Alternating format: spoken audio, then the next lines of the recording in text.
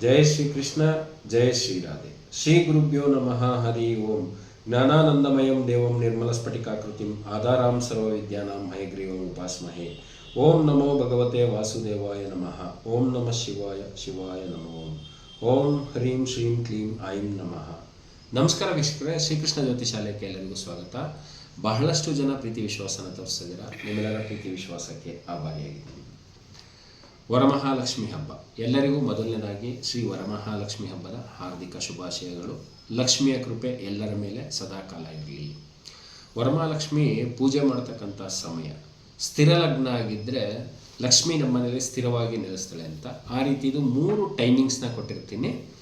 ವಿಡಿಯೋನ ತಪ್ಪದಲ್ಲೇ ಕೊನೆವರೆಗೂ ನೋಡಿ. ಹಾಗೆ ಕಲಶದಲ್ಲಿ ಏನೇನು ಹಾಕಬೇಕು ಅನ್ನೋ ಕಂಪ್ಲೀಟ್ ಇನ್ಫಾರ್ಮೇಷನ್ ಇರುತ್ತೆ. ಮೊದಲನೇದಾಗಿ ನನಗೆ ಈ ವಿದ್ಯೆನ ಕಲಿಸಿರ್ತಕ್ಕಂಥ ನನ್ನ ಪೂಜ್ಯ ಗುರುಗಳಂತ ಡಾಕ್ಟರ್ ದಿನೇಶ್ ಗುರೂಜಿಯವರ ಪಾದಾರವಿಂದಗಳಿಗೆ ಪ್ರಣಾಮಗಳು. ವರಮಹಾಲಕ್ಷ್ಮಿ ಹಬ್ಬ ಶುಕ್ರವಾರ ದಿವಸ 21ನೇ ತಾರೀಕು ಬೆಳಗ್ಗೆ 6:23ರಿಂದ ಬೆಳಗ್ಗೆ 8 ಗಂಟೆ 1 ನಿಮಿಷದೊಳಗೆ ನೀವು ಕಲಶವನ್ನು ಕೂರಿಸಿ ಪೂಜೆಯನ್ನು ಮಾಡ್ತಕ್ಕಂಥದ್ದು ಸ್ಥಿರ ಲಗ್ನ ಸಿಂಹ ಲಗ್ನದಲ್ಲಿ ಒಳ್ಳೆಯದು.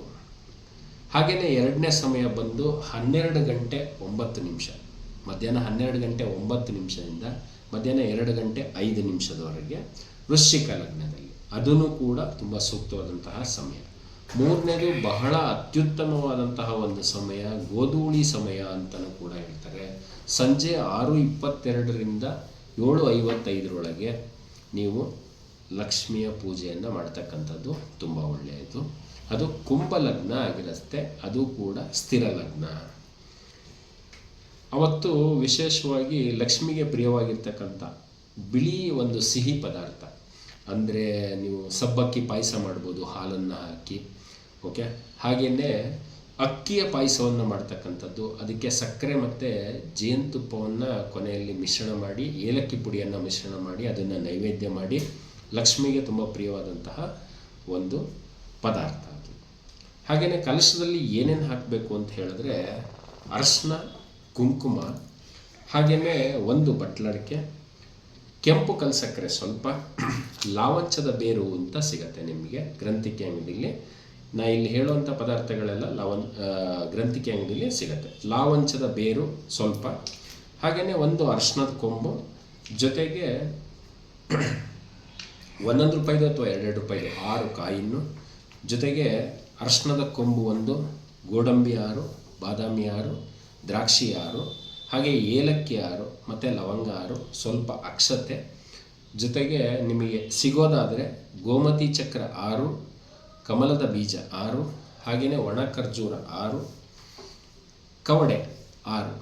ಸೊ ಇದಿಷ್ಟನ್ನು ಕೂಡ ಕಲಶದಲ್ಲಿ ಹಾಕಿ ಕಲಶಕ್ಕೆ ಸುತ್ತಲೂ ಅರಶಿನ ಕುಂಕುಮವನ್ನು ಇಟ್ಟು ಅದಕ್ಕೆ ಹೂವನ್ನು ಸುತ್ತಿ, ಸೊ ವಿಳ್ಯದಲ್ಲೇ ಬೇಕಾದ್ರೆ ಕಲಶದ ಮೇಲೆ ಕೂರಿಸ್ಬೋದು, ಅದು ತುಂಬ ಒಳ್ಳೆಯದು.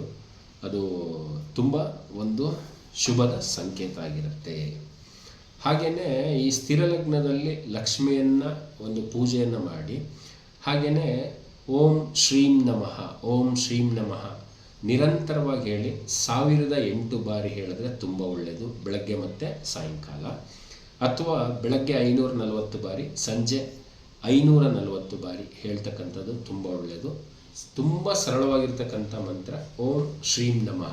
ಇದನ್ನು ಹೇಳೋ ಮೊದಲು ನಿಮಗೆ ಏನು ಆಗಬೇಕು ಒಳ್ಳೆಯದು ಅಂದರೆ ವಿಶಸ್ಸು, ನಮ್ಮದು ವಿಶಸ್ ಇರುತ್ತೆ, ನನಗಿಂಥದ್ದಾಗಬೇಕು, ಅದನ್ನು ಕೇಳಿಕೊಂಡು ಆನಂತರ ಮಂತ್ರವನ್ನು ಹೇಳಿ ಕಲಶವನ್ನು ಕೆಲವರು ಮಾರನೇ ದಿವಸನೇ ಕದಲಿಸ್ಬೋದು, ಅಥವಾ 3 ದಿವಸದ ನಂತರ ಅಥವಾ 5 ದಿವಸದ ನಂತರನೂ ಕಲಶವನ್ನು ಕದಲಿಸ್ಬೋದು. ಅಲ್ಲಿರ್ತಕ್ಕಂಥ ಕಾಯಿನ ಯಾವುದಾದ್ರು ದೇವಸ್ಥಾನಕ್ಕೆ ಹಾಕ್ತಕ್ಕಂಥದ್ದು, ಮಿಕ್ಕ ಎಲ್ಲ ಪದಾರ್ಥಗಳನ್ನು ಯಾವುದಾರ ತುಳಿದೇ ಇರೋ ಅಂಥ ಒಂದು ಜಾಗದಲ್ಲಿ ಮರದ ಕೆಳಗೆ ಹಾಕ್ತಕ್ಕಂಥದ್ದು ಸೂಕ್ತವಾಗಿರುವಂಥದ್ದು. ಇದಿಷ್ಟೂ ಕೂಡ ವರಮಹಾಲಕ್ಷ್ಮಿ ಹಬ್ಬದ ಒಂದು ವಿಶೇಷ ಮಾಹಿತಿ. ಜೊತೆಗೆ ಓಂ ಶ್ರೀಂ ನಮಃ ಬಹಳ ಅದ್ಭುತವಾದಂಥ ಒಂದು ಶಕ್ತಿಶಾಲಿಯಾಗಿರ್ತಕ್ಕಂಥ ಲಕ್ಷ್ಮಿಯ ಬೀಜಾಕ್ಷರ ಮಂತ್ರ. ದಯವಿಟ್ಟು ತಪ್ಪದಲ್ಲೇ ಹೇಳಿ. ಗೋಧೂಳಿ ಸಮಯ ತುಂಬ ಪ್ರಿಫರಬಲ್ ಅಂತ ಹೇಳ್ತೀನಿ. ಸಂಜೆ ಸಮಯದಲ್ಲಿ ಮಾಡಿ ಮುತ್ತೈದೆಯರಿಗೆ ಅರಶಿನ ಕುಂಕುಮ ಮತ್ತು ಬ್ಲೌಸ್ ಪೀಸು, ಹಾಗೆಯೇ ಹಸಿರು ಬಣ್ಣದ ಬಳೆಯನ್ನು ಕೊಡ್ತಕ್ಕಂಥದ್ದು ನಿಮ್ಮ ದೀರ್ಘ ಒಂದು ಕಾಲದ ಶುಭದ ಸಂಕೇತ ಆಗುತ್ತೆ. ಹಾಗೆಯೇ ದೀರ್ಘ ಸುಮಂಗಲಿಯಾಗಿರೋದಕ್ಕೆ ಆ ಸುಮಂಗಲಿಯರ ಆಶೀರ್ವಾದ ತುಂಬ ಸಹಾಯ ಮಾಡುತ್ತೆ. ತಪ್ಪದಲ್ಲೇ ಈ ಒಂದು ಕೆಲಸವನ್ನು ಮಾಡಿ ಎಷ್ಟು ಜನಕ್ಕಾದರೂ ಕೊಡ್ಬೋದು. ಮುತ್ತೈದರಿಗೆ ನಿಮಗೆ ಎಷ್ಟು ಶಕ್ತಿ ಇರುತ್ತೋ ಅದನ್ನು ತಪ್ಪದಲ್ಲೇ ಮಾಡಿ. ಅವರೆಲ್ಲರೂ ಲಕ್ಷ್ಮಿಯ ಸ್ವರೂಪ ಅಂತ ತಿಳ್ಕೊಂಡು ಇದನ್ನು ಮಾಡೋದ್ರಿಂದ ತುಂಬ ಒಂದು ಸಮೃದ್ಧಿಯ ಒಂದು ಸಂಕೇತ ಆಗಿರುತ್ತೆ ಇದು. ಸೊ ಎಲ್ಲರಿಗೂ ಮತ್ತೊಮ್ಮೆ ವರಮಹಾಲಕ್ಷ್ಮಿ ಹಬ್ಬದ ಹಾರ್ದಿಕ ಶುಭಾಶಯಗಳು. ಎಲ್ಲರಿಗೂ ಆ ಶ್ರೀಕೃಷ್ಣ ಪರಮಾತ್ಮ ಸುಖ, ಸಂತೋಷ, ಸಮೃದ್ಧಿ, ಆರೋಗ್ಯ, ಐಶ್ವರ್ಯ ಇದೆಲ್ಲದನ್ನು ಕೊಟ್ಟು ಸದಾಕಾಲ ಸಂತೋಷದಿಂದ ಇಟ್ಟಿರಲಿ. ಜೈ ಶ್ರೀಕೃಷ್ಣ, ಜೈ ಶ್ರೀರಾಮ್.